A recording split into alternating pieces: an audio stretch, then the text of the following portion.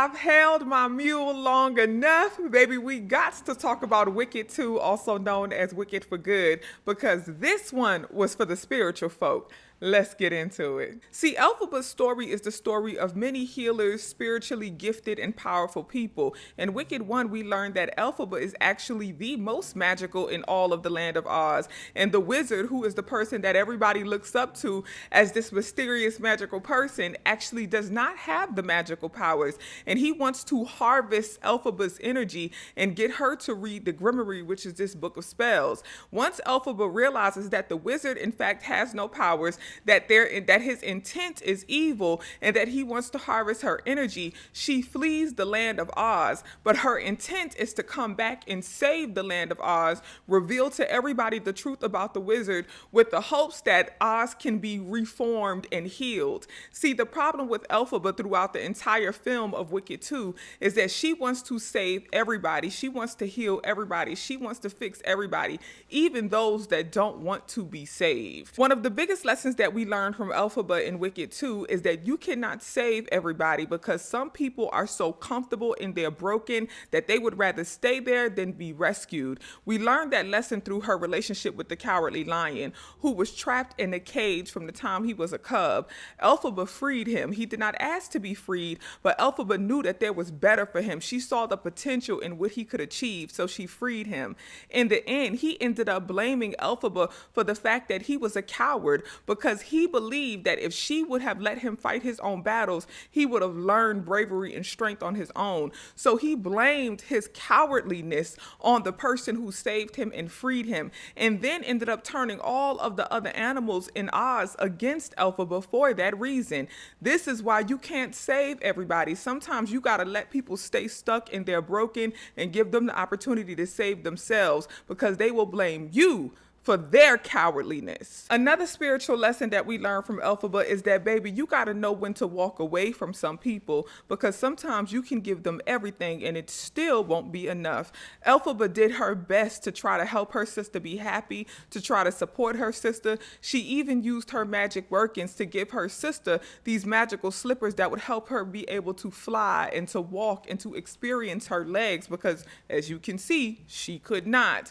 Her sister wanted Elphaba to do more and more and more. And the moment that Elphaba refused to do a love working on Bach so that he would love Nessa instead of Glenda, Nessa turned on her sister. And I'm glad that Elphaba looked at her and said, no matter what I do for you, it will never be enough. So I'm off to go see the wizard. Elphaba chose to save herself because she realized that she could give her sister the world and her sister still would want more. You gotta know how to walk away from some people, because they will drain you. Now hear me out, because this is a spiritual lesson that I know some people will disagree with, but you gotta understand the logic behind this lesson.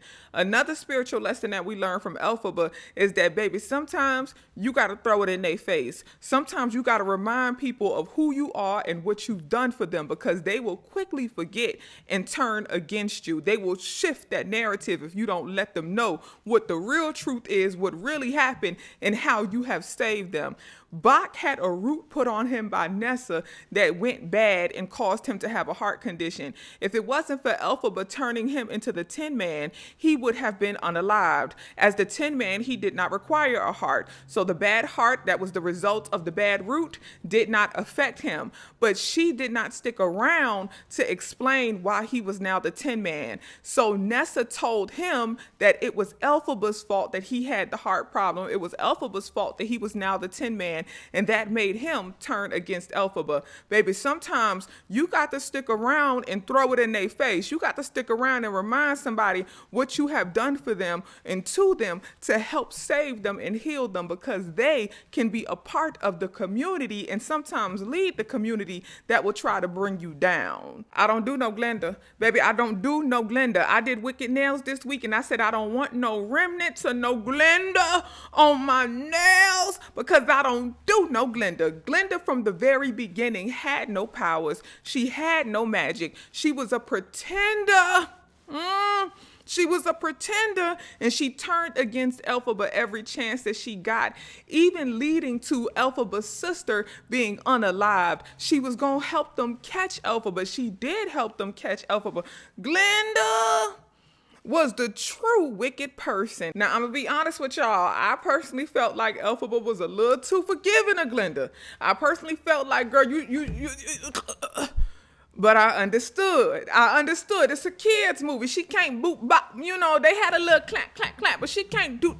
You know, mink, you know. But I personally felt like Glinda deserved a couple minks. A good spiritual lesson I was able to extract from Elphaba and Glinda's relationship was you have to know how to extract the good out of a situation even when it doesn't go how you wanted it to go. See, their relationship was very tumultuous. Glinda turned on Elphaba and did her wrong multiple times. But Elphaba was still able to extract the lessons learned and extract the good from it and still walked away from it. I love the fact that Elphaba went off into the sunset with her man. She walked away from this relationship, but she held no grudges. It was still all love. I got some lessons. I learned some lessons. Yeah, you did me wrong, but we both became better people out of it, but I'm still gonna walk away from you. I'm not gonna try to save you. And by the end of the film, I felt like Elphaba finally prioritized herself. And that was one of the biggest spiritual lessons I learned from Elphaba in this film.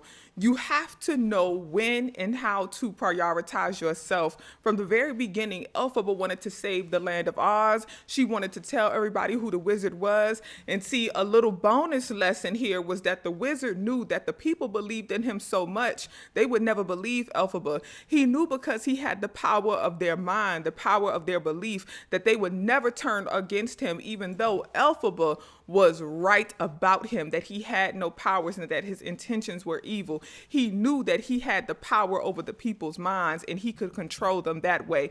I'm glad that Elphaba finally realized that I have no attachment to this land. This land does not deserve me. This land, these people have never done right by me. So why am I trying to save everybody else?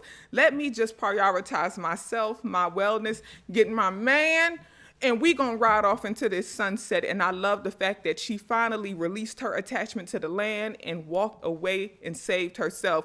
And sometimes in order to be the better person, in order to really fulfill your destiny and elevate to your highest self, sometimes you gotta leave home. When home is broken and home is not centered in wellness and the intention of the people in that home is not centered in wellness and they have no desire to change, they're not doing the work to change, sometimes you gotta walk away from those people. You got to walk away from that home and you have to save yourself in order for you to be well. Baby, when I say these are only some of the spiritual lessons that I was able to extract from the movie, this film was great for me. Now, I did not grow up exposed to Wicked, so this is my first Wicked experience with these films.